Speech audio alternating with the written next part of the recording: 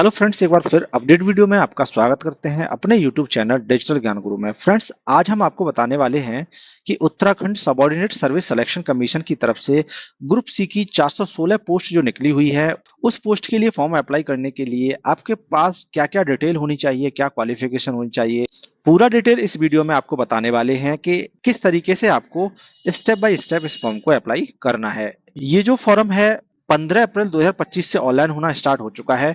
वहीं इस फॉर्म की जो लास्ट डेट है वो 15 मई है। और उसके बाद अगर आप फॉर्म फिल कर देते हैं, फॉर्म फिल करने के बाद अगर आपके फॉर्म में कोई मिस्टेक्स रह जाती है तो आप जो है इस फॉर्म का संशोधन भी कर सकते हैं। संशोधन जो है 18 मई से 20 मई 2025 तक चलेगा।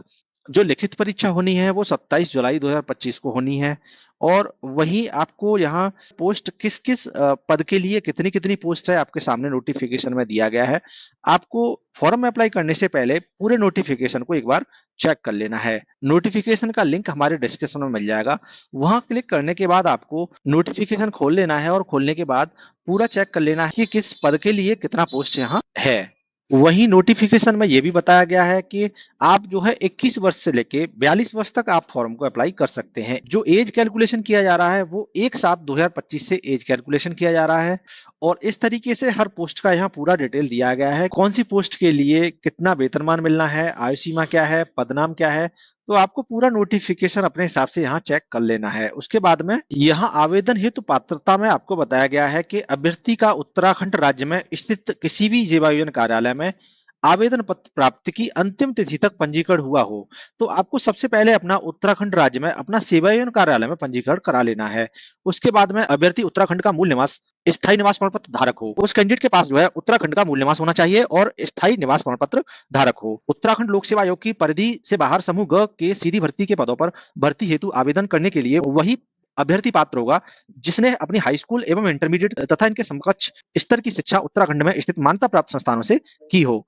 और उसके बाद परंतु यह कि सैनिक अर्धसैनिक बलों में कार्यरत राज्य सरकार अथवा उसके अधीन स्थापित किसी भी राजकीय अर्धशासकीय शिक्षा में नियमित पदों पर नियुक्ति के रूप में नियुक्ति क्रमकों के केंद्र सरकार अथवा केंद्र सरकार के सार्वजनिक उपक्रमों के नियम पदों पर नियमित रूप से उत्तराखंड में कार्यरत हो। ऐसे कर्मी ही इस फॉर्म को अप्लाई कर पाएंगे। अगर इनमें से कोई भी आपके पास पात्रता है तो इस फॉर्म को अप्लाई कर देना है। अभी लेकर चलते हैं आपको मेन ऑफिशियल वेबसाइट पर, जहां से आपको फॉर्म को अप्लाई करना है। वेबसाइट का लिंक हमारे डिस्क्रिप्शन में है। वहां से क्लिक करने के बाद आप जो है मेन ऑफिशियल वेबसाइट पर पहुंच जाएंगे। पहुंचने के बाद हमारे सामने यहाँ लिख के आया हुआ है पदनाम सहायक समीक्षा अधिकारी पटवारी लेखपाल ग्राम विकास अधिकारी एवं अन्य के ऑनलाइन आवेदन हेतु यहाँ क्लिक करें। तो आपको यहाँ क्लिक करना है। जैसे ही यहाँ क्लिक करेंगे आपके सामने ऑनलाइन आवेदन पत्र हेतु निर्देश खुलकर आ जाएंगे। पूरा निर्देश आपको स्टेप बाय पढ़ के चेक कर लेने हैं और पढ़ने के बाद आपको यहाँ अप्लाई नाउ वाले ऑप्शन पर क्लिक करना है।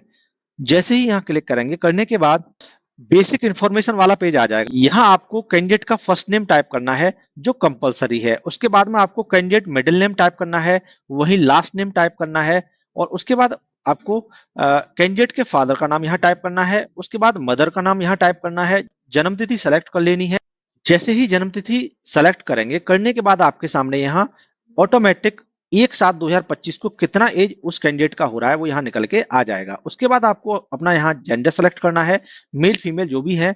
उसके बाद मैरिटल स्टेटस में अगर कैंडिडेट मैरिड है तो मैरिड सेलेक्ट करना है, अनमैरिड है तो अनमैरिड। उसके बाद नेशनलिटी में आपको यहाँ इंडियन सेलेक्ट करना है। और उसके बाद डोमिसाइल डिटेल में मूल निवास में उत्तराखंड के स्थायी निवासी अगर है तो यस करना है, लेकिन स्थायी निवासी नहीं है तो नो पर क्लिक करना है। अगर आप उत्तराखंड के स्थायी निवासी हैं तो यस पर क्लिक करना है। और यहाँ लिख के आ रहा है as per the prevailing government order category sub category vertical horizontal reservation will be applicable only the Uttarakhand domicile candidate. यहाँ जो है केवल उत्तराखंड में रहने वाले कैंडिडेट ही इस फॉर्म को अप्लाई कर पाएंगे, लेकिन उसके अलावा भी यहाँ जो है रिक्वायर्ड एलिजिबिलिटी दी गई है।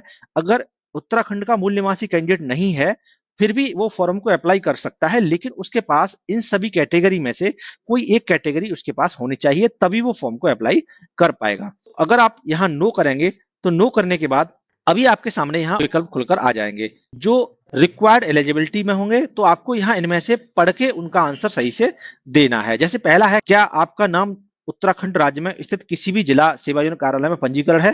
अगर आपके पास अभी पंजीकरण नहीं है तो नो पर क्लिक कर देना है, लेकिन वो पंजीकरण आपको फॉर्म की लास्ट डेट से पहले अपना पंजीकरण यहाँ कर लेना है।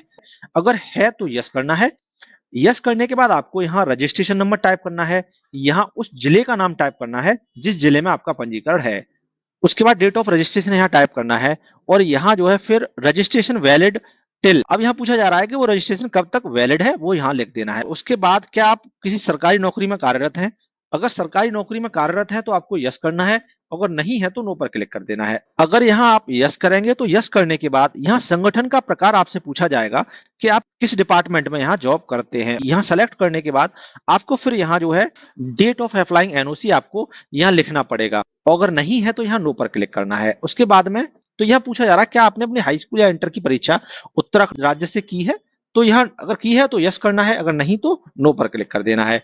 उसके बाद नेक्स्ट ऑप्शन है क्या आप या आपके पति पत्नी या आपके माता पिता उत्तराखंड राज्य में सैनिक अर्धसैनिक बलों में नियमित कर्मचारी हैं जिनकी सेवाएं उत्तराखंड राज्य के बाहर स्थानांतरित नहीं की जा सकती हैं। अगर ऐसा है तो यस करना है, नहीं तो यहाँ भी नो कर देना है।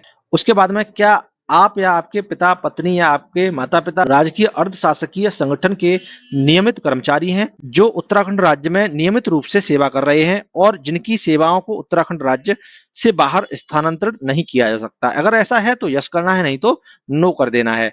उसके बाद नेक्स्ट ऑप्शन है क्या आप या आपके पति पत्नी या आपके माता पिता केंद्र सरकार के सार्वजनिक उपक्रम में नियमित कर्मचारी हैं जो उत्तराखंड राज्य में नियमित रूप से काम कर रहे हैं और उनकी सेवाओं को उत्तराखंड से बाहर स्थानांतरित नहीं किया जा सकता है।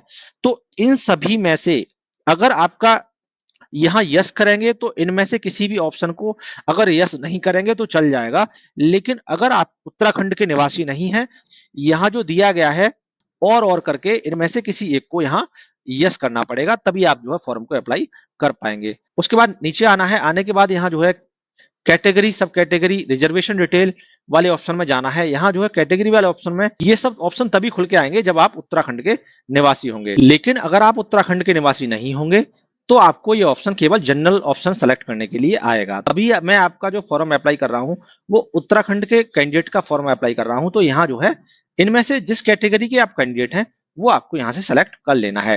कैटेगरी सर्टिफिकेट है वो किसके द्वारा जारी किया गया है। यहाँ सेलेक्ट करने के बाद आपको प्रमाण पत्र की जारी तिथि लिखनी है। जारी तिथि लिखने के बाद आपको प्रमाण पत्र संख्या यहाँ टाइप कर देनी है और उसके बाद में आपको प्रमाण पत्र जिस जिले से जारी हुआ है वो जिला आपको यहाँ से सेलेक्ट कर लेना है। उसके बाद ये कैटेगरी सर्टिफिकेट है कब तक वैलिड है वो यहाँ डेट सेलेक्ट कर लेनी है। उसके बाद सब कैटेगरी डिटेल वाला ऑप्शन आ जाएगा। यहाँ आपको पूछा जा रहा है क्या आप दिव्यांग हैं, विकलांग हैं तो यस करना है, नहीं तो नो पर क्लिक कर देना है। अगर यस पर क्लिक करेंगे तो आपको यहाँ किस टाइप के विकलांग हैं वो यहाँ सेलेक्ट करना है और सेलेक्ट करने के बाद आपको अपना जो विकलांग सर्टिफिकेट है वो टाइप करना है। उसके बाद दिव्यांग प्रमाण पत्र विकलांग सर्टिफिकेट की जारी होने की तिथि यहाँ टाइप कर देनी है, अगर नहीं है तो नो पर क्लिक करना है। उसके बाद क्या आप भूतपूर्व सैनिक हैं, अगर हैं तो यस करना है, नहीं तो नो करना है। उसके बाद क्या आप स्वतंत्रता सेनानी के आश्रित हैं तो यस, नहीं तो नो। उसके बाद क्या आप उत्तराखंड राज्य आंदोलन के चिन्हित आंदोलनकारी या उनके आश्रित हैं तो यस, नहीं तो नो करना है। क्या आप उत्तराखंड के कुशल खिलाड़ी हैं तो यस, नहीं तो नो। क्या आप अनाथ हैं, अगर हैं तो यस करना है, नहीं तो नो पर क्लिक करना है। उसके बाद में नीचे आना है, हमने जो कैटेगरी ऊपर सेलेक्ट की थी वो कैटेगरी यहाँ नीचे लिखकर आ चुकी है। यहाँ जो है कॉन्टैक्ट डिटेल में आना है, आने के बाद हमें अपना ईमेल आईडी टाइप करना है, वही email ID confirm email ID में टाइप कर देनी है।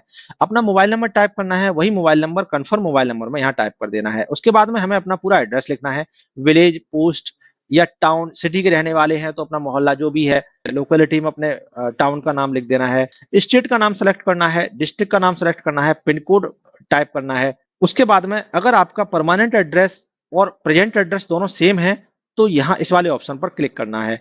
मेरा दोनों सेम है तो मैं सेम वाले ऑप्शन पर क्लिक करूंगा। यहाँ जो है फॉर्म भरने का स्थान आपको लिख देना है कि आप कहाँ से अप्लाई कर रहे हैं और उसके बाद में यहाँ आपको एंटर पासवर्ड वाला ऑप्शन आ जाएगा। अभी आपको यहाँ अपना पासवर्ड क्रिएट करना है। पासवर्ड में आपको बताया गया है पासवर्ड जो है 8 कैरेक्टर से लेके 15 कैरेक्टर का होना चाहिए। वहीं आपको following character are not allowed in the password, आपके पासवर्ड में इस टाइप के कैरेक्टर अलाउ नहीं है तो आप जो है इन कैरेक्टर को यहाँ नहीं टाइप करेंगे। आपको सिंपल से अपना पासवर्ड यहाँ लिख देना है। जो पासवर्ड यहाँ ऊपर लिखना है वही पासवर्ड आपको नीचे टाइप करना है। कैप्चा को टाइप करना है, कंटिन्यू वाले बटन पर क्लिक कर देना है।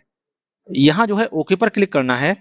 करने के बाद आपके सामने पूरा डिटेल आपका लिख के आ जाएगा। यहाँ जो है आई हैव वेरीफाइड वाले ऑप्शन पर क्लिक करना है। अगर आपको कोई चेंजिंग करना है, no I want change some detail वाले ऑप्शन पर जैसे ही क्लिक करेंगे, एडिट डाटा वाला ऑप्शन आ जाएगा। यहाँ जो है अपने फॉर्म में कुछ चेंजिंग कर पाएंगे। लेकिन आपको अगर चेंजिंग नहीं करनी है तो आई हैव वेरीफाइड वाले ऑप्शन पर क्लिक करना है और सबमिट वाले बटन पर क्लिक कर देना है। जैसे ही सबमिट वाले बटन पर क्लिक करेंगे, do you want to submit वाले ऑप्शन पर ओके करना है और करने के बाद उसके बाद हमारा रजिस्ट्रेशन हो जाएगा और यहाँ लिख के आया है कि your primary registration for filling up online application is complete. उसके बाद हमें यहाँ जो है क्लिक हेयर टू लॉगिन वाले ऑप्शन पर क्लिक करना है। जैसे ही यहाँ क्लिक करेंगे, आपको अपना ईमेल आईडी जो फॉर्म में टाइप किए थे वो ईमेल आईडी टाइप करना है। आपको अपना जो पासवर्ड क्रिएट किए थे वो पासवर्ड यहाँ टाइप करना है, कैप्चा को टाइप करना है और लॉगिन वाले बटन पर क्लिक करना है। जैसे ही लॉगिन पर क्लिक करेंगे, हमारा पर्सनल डिटेल वाला ऑप्शन यहाँ कंप्लीट हो चुका है। अभी हमें जो है प्रोसेस टू नेक्स्ट स्टेप पर क्लिक करना है। जैसे ही प्रोसेस टू नेक्स्ट स्टेप पर क्लिक करेंगे, उसके बाद पर्सनल इन्फॉर्मेशन वाला ऑप्शन आ जाएगा। हमारा पर्सनल इन्फॉर्मेशन वाला डिटेल पूरा कंप्लीट है। उसके बाद में पोस्ट इन्फॉर्मेशन वाले पर हमें टिक करना है। आप किस किस पोस्ट के लिए फॉर्म को अप्लाई करना चाहते हैं, तो आप जिस पोस्ट के लिए भी अप्लाई करना चाहते हैं उस पोस्ट को यहाँ से टिक मार के सेलेक्ट कर लेना है। लेकिन टिक तभी करना है जब आपका क्वालिफिकेशन उस पोस्ट के अकॉर्डिंग हो। वो क्वालिफिकेशन आपको नोटिफिकेशन में अकॉर्डिंग टू पोस्ट आपको चेक कर लेना है। तो आप जिस पोस्ट के लिए एप्लीकेबल है उसको यहाँ सेलेक्ट कर लेना है और करने के बाद आपकी पोस्ट यहाँ सेलेक्ट होकर नीचे आती जाएंगी। उसके बाद आपको एसेंशियल क्वालिफिकेशन वाला ऑप्शन आएगा। जो जो पोस्ट आप सेलेक्ट किए हैं उसके अकॉर्डिंग यहाँ क्वालिफिकेशन के लिए यस या नो का ऑप्शन आ जाएगा। लेकिन अगर आप उसके सामने नो करेंगे तो आप जो है इस पोस्ट को अप्लाई नहीं कर पाएंगे। तो आपको अपने हिसाब से चेक कर लेना है कि जो भी डिटेल एजुकेशन यहाँ मांगी गई है वो आपके पास है या नहीं। उस हिसाब से आपको यस या नो कर देना है। उसके बाद आपके सामने high school and inter and graduation जो भी आपने अतिरिक्त में क्वालिफिकेशन कर रखी है उसका डिटेल आपको 1 बाय 1 करके यहाँ फीड कर देना है। पहले में आपको अपना 10th क्लास का यहाँ डिटेल फीड करना है। उसके बाद आपको यहाँ हाई स्कूल सेलेक्ट भी करना है और यहाँ जो है विश्वविद्यालय या बोर्ड जहां से आपने हाई स्कूल किया है वो किस स्टेट से है वो यहाँ स्टेट सेलेक्ट करना है। उसके बाद आपको अपना बोर्ड यहाँ से सेलेक्ट कर लेना है कि किस बोर्ड से आपने हाई स्कूल या इंटर किया है। उसके बाद में आपको डेट ऑफ इशू यहाँ टाइप कर देनी है कि आपने हाई स्कूल जो है कब कंप्लीट की है, उसका डेट यहाँ लिख देना है। उसके बाद में आपको यहाँ हाई स्कूल सब्जेक्ट वाले ऑप्शन पर क्लिक करना है और उसके बाद में यहाँ अंक के प्रकार में आपको अगर मार्किंग है तो मार्क्स लिखना है, अगर सीजीपीए है तो सीजीपीए, ग्रेड है तो ग्रेड। इस तरीके से आपको यहाँ जैसे ही मार्किंग सेलेक्ट करेंगे आपको यहाँ प्राप्तांक में जितने मार्क्स आए हैं वो टाइप कर देने हैं। वहीं अधिकतम मार्क्स में आपको अधिकतम मार्क्स टाइप करने हैं। परसेंटेज ऑटोमेटिक यहाँ निकल कर आ जाएगी। उसके बाद आपको यहाँ ऐड एजुकेशन क्वालिफिकेशन डिटेल पर क्लिक करना है। जैसे ही यहाँ ऐड पर क्लिक करेंगे आपका हाई स्कूल का डिटेल ऐड हो जाएगा। उसके बाद आपको यहाँ अपने इंटर का क्वालिफिकेशन को ऐड करना है। ऐसे ही आप इंटर को सेलेक्ट करेंगे, इंटरमीडिएट सेलेक्ट करना है। उसके बाद आपको यहाँ अपना जहां से आपने इंटर किया है वो किस स्टेट में है वो स्टेट को सेलेक्ट करना है। उसके बाद यहाँ आपको अपना बोर्ड सेलेक्ट करना है। बोर्ड सेलेक्ट करने के बाद किस डेट में आपने इंटर क्वालिफिकेशन कंप्लीट किया है वो लिखना है। सब्जेक्ट स्ट्रीम्स में क्या था आपका, पीसीएम था या पीसीबी था, जो भी सब्जेक्ट आपके पास इंटर में था वो यहाँ से सेलेक्ट कर लेना है। उसके बाद में आपको अंक के प्रकार में आपको सीजीपीए था या मार्किंग था या ग्रेड था, जो भी था वो यहाँ सेलेक्ट कर लेना है। अगर आपके पास ग्रेडिंग था तो यहाँ पर जो है ग्रेड में आपको सेलेक्ट करना है कि कौन सा ग्रेड आपका आया था। ग्रेड से आप परसेंटेज निकालकर आप यहाँ टाइप कर सकते हैं। उसके बाद आप यहाँ जो है ऐड एजुकेशन क्वालिफिकेशन पर क्लिक करना है तो इंटर का डिटेल भी हमारा ऐड होकर नीचे आ जाएगा। अभी हमें ग्रेजुएशन का डिटेल फीड करना है। तो जैसे ही हम ग्रेजुएशन सेलेक्ट करेंगे, करने के बाद हमें यहाँ जो है ग्रेजुएशन में क्या किए थे वो यहाँ सेलेक्ट कर लेना है। बीएससी किया था, बीए किया था, जो भी किया था वो हमें यहाँ से सेलेक्ट कर लेना है। उसके बाद हमने जिस स्टेट से अपना ग्रेजुएशन किया है वो स्टेट यहाँ पर सेलेक्ट करना है और उसके बाद हमें अपना बोर्ड यहाँ सेलेक्ट कर लेना है, बोर्ड या यूनिवर्सिटी, जिस यूनिवर्सिटी से हमने ग्रेजुएशन किया है। उसके बाद में हमने किस सन में अपना ग्रेजुएशन कंप्लीट किया है वो यहाँ टाइप कर देना है और करने के बाद हमें ग्रेजुएशन में हमारे पास जितने भी सब्जेक्ट थे वो हमें 1 बाय 1 करके यहाँ पे सेलेक्ट कर लेने हैं। और सेलेक्ट करने के बाद आपको यहाँ अपना मार्किंग था, सीजीपीए था या ग्रेड था वो यहाँ सेलेक्ट करना है। करने के बाद आपको ग्रेड यहाँ सेलेक्ट करना है और करने के बाद आपकी कितनी परसेंटेज ग्रेजुएशन में थी वो यहाँ टाइप कर देनी है और करने के बाद आपको ऐड क्वालिफिकेशन डिटेल पर क्लिक करना है। जैसे ही यहाँ क्लिक करेंगे आपका ग्रेजुएशन का डिटेल भी यहाँ नीचे फीड होकर आ जाएगा। अभी आपके पास कोई और क्वालिफिकेशन है तो यहाँ सेलेक्ट करने के बाद वो भी यहाँ फीड कर देनी है। जैसे कि आपके पास डोइक नाइलेट से ओ लेवल का सर्टिफिकेट है तो वो भी यहाँ ऐसे ही सेलेक्ट करके फीड कर देना है और करने के बाद नीचे आना है। क्वालिफिकेशन के अलावा जो भी अगर आपके पास प्रेफरेंशियल एलिजिबिलिटी है वो यहाँ सेलेक्ट कर लेनी है। आपको यहाँ पूछा जा रहा है कि क्या आपके पास किसी मान्यता प्राप्त संस्था से सामाजिक विज्ञान या सामाजिक प्रविधि में डिप्लोमा है? अगर है तो यस करना है, नहीं तो नो पर क्लिक कर देना है। उसके बाद क्या आपने 2 साल या उससे अधिक के लिए प्रादेशिक सेना में सेवा की है? अगर की है तो यस करना है, नहीं तो नो करना है। क्या आपने एनसीसी बी प्रमाण पत्र प्राप्त किया है? अगर है तो यस करना है, नहीं तो नो पर क्लिक कर देना है। क्या आपने एनसीसी सी सर्टिफिकेट प्राप्त किया है? है तो यस, नहीं तो नो पर क्लिक करना है। क्या आपने एनएसएस सी प्रमाण पत्र प्राप्त किया है? है तो यस, नहीं तो नो पर क्लिक करना है। जैसे ही नो पर क्लिक करेंगे नीचे आएंगे, आने के बाद आपके सामने यहाँ जो है measurement detail for the post revenue sub inspector, आपके पास जो पोस्ट आपने सेलेक्ट की थी उस पोस्ट के लिए यहाँ मेजरमेंट करने के लिए आ गया है। क्या आपके पास पर्वतीय क्षेत्र के निवासी होने का प्रमाण पत्र है? अगर प्रमाण पत्र है तो यस करना है, अगर नहीं है तो आपको नो पर क्लिक कर देना है। उसके बाद आपको यहाँ अपना हाइट लिखना है, यहाँ जो है चेस्ट लिखना है विदाउट एक्सपेंशन, वही यहाँ जो चेस्ट लिखना है वो चेस्ट विद एक्सपेंशन फुलाव के साथ वाला यहाँ पे अपना टाइप कर देना है। उसके बाद वेट कितना है आपका, वो वेट यहाँ टाइप कर देना है। और टाइप करने के बाद आपके सामने अदर डिटेल वाला ऑप्शन आ जाएगा। यहाँ आपसे आपका एग्जाम सेंटर पूछा जाएगा कि आप जो है एग्जाम किस जगह देना चाहते हैं। फर्स्ट और सेकंड करके दोनों ही ऑप्शन आपको यहाँ सेलेक्ट कर लेने हैं जहां आप एग्जाम देना चाहते हैं। उसके बाद क्या आपके खिलाफ कोई आपराधिक मामला लंबित है? अगर आपके खिलाफ कोई एफआईआर है, कोई मामला कोर्ट में चल रहा है तो यस करके उसका डिटेल यहाँ फीड करना होता है। लेकिन अगर नहीं है तो नो वाले ऑप्शन पर क्लिक कर देना है। उसके बाद में कभी आपको किसी भी एग्जाम में ब्लैक लिस्टेड किया गया है तो यस करना है, नहीं तो नो पर क्लिक करना है। उसके बाद में आपका एक कैंडिडेट आईडी प्रूफ में आपको एक आईडी प्रूफ सेलेक्ट करना है, चाहे आधार कार्ड सेलेक्ट कर लीजिए या वोटर कार्ड या पासपोर्ट या ड्राइविंग लाइसेंस या पैन कार्ड, इसमें से कोई सा भी आपको एक सेलेक्ट कर लेना है। उसके बाद यहाँ जो है जो आपने यहाँ सेलेक्ट किया है उसका यहाँ नंबर टाइप कर देना है। उसके बाद जैसे ही सबमिट वाले बटन पर क्लिक करेंगे, करने के बाद यहाँ जो है ओके पर क्लिक करना है। और करने के बाद आपके सामने वार्निंग वाला ऑप्शन आ जाएगा। यहाँ लिख के आया है अभ्यर्थी को अपनी स्कैन की गई नवीनतम रंगीन पासपोर्ट आकार की तस्वीर 20 से 50 केबी, हस्ताक्षर 10 केबी से 50 केबी जो जेपीजी या जेपीईजी प्रारूप में अपलोड करना होगा। यहाँ जो है I have read and understand all the above warning carefully वाले ऑप्शन पर क्लिक करना है। और करने के बाद कंटिन्यू वाले ऑप्शन पर क्लिक करना है। जैसे ही कंटिन्यू वाले ऑप्शन पर क्लिक करेंगे आपके सामने फोटो और सिग्नेचर अपलोड करने का ऑप्शन आ जाएगा। यहाँ आपको लेटेस्ट कलर फोटोग्राफ्स, आपका चेहरा जो है फोटो में 80% होना चाहिए, यहाँ जो है अपलोड कर देना है। फाइल का जो फॉर्मेट है वो जेपीजी फॉर्मेट में होगा, वही साइज जो है 20 केबी से 50 केबी तक होना चाहिए। वहीं सिग्नेचर में आपको अपना क्लियर सिग्नेचर रनिंग हैंड में लिखना है। और सिग्नेचर का साइज भी आपका जो है 10 केबी से लेके 50 केबी तक अलाउ है। तो आपको इस तरीके से अपना फोटो और सिग्नेचर दोनों यहाँ अपलोड कर देना है। अपलोड वाले ऑप्शन पर क्लिक करना है, यहाँ जो है ओके करना है। ओके करने के बाद आपका जो फोटो और सिग्नेचर है दोनों ही अपलोड होकर आ जाएगा। अभी आपके सामने यहाँ फी डिटेल वाला ऑप्शन आ जाएगा। जो एप्लीकेशन फीस है आपके सामने लिख के आई है, वहीं प्लेटफॉर्म फीस है वो 10 रुपए आपका चार्ज एक्स्ट्रा लग के आया है। तो टोटल अमाउंट पेबल है वो आपके सामने यहाँ लिख के आ चुका है। अब आपको यहाँ स्क्रॉल करके नीचे आना है और आने के बाद यहाँ जो है डिक्लेरेशन वाले दोनों ऑप्शन को सेलेक्ट करना है। और सेलेक्ट करने के बाद click here to make payment वाले ऑप्शन पर क्लिक करना है। जैसे ही यहाँ क्लिक करेंगे ओके पर क्लिक करना है।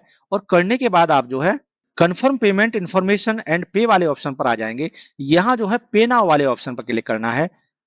और करने के बाद आपके सामने पेमेंट के कई सारे ऑप्शन यहाँ खुलकर आ जाएंगे। क्रेडिट कार्ड है, डेबिट कार्ड है, नेट बैंकिंग है, वॉलेट है और यूपीआई है। आप जिस तरीके से भी अपने फॉर्म का पेमेंट करना चाहते हैं वो यहाँ सेलेक्ट करने के बाद फॉर्म का पेमेंट कर सकते हैं। अगर आप यूपीआई से पेमेंट करना चाहते हैं तो जैसे ही यूपीआई पर क्लिक करेंगे जनरेट क्यूआर पर क्लिक करना है। आपके सामने क्यूआर ओपन होकर आ जाएगा। आपको अपने फोन पे या गूगल पे से इस क्यूआर को स्कैन करके पेमेंट कर देना है। पेमेंट करने के बाद आपको अपने फॉर्म का प्रिंट निकालकर अपने पास रख लेना है या फिर अपने पीसी में पीडीएफ सेव कर देना है। आपका लास्ट स्टेप भी कंप्लीट हो चुका है जो पेमेंट वाला था। अब आपके पास कोई भी स्टेप कंप्लीट करने के लिए नहीं रहा है। पूरा फॉर्म मैंने स्टेप बाय स्टेप इस वीडियो में बताया है कि किस तरीके से आप इस फॉर्म को अप्लाई करेंगे। वीडियो अच्छी लगी हो, चैनल पर नए आए हो तो चैनल को सब्सक्राइब कर लीजिएगा। वीडियो को लाइक शेयर कमेंट्स करना ना भूलिएगा। मिलते हैं ऐसी ही नेक्स्ट इन्फॉर्मेटिव वीडियो में, तब तक के लिए जय हिंद, जय भारत।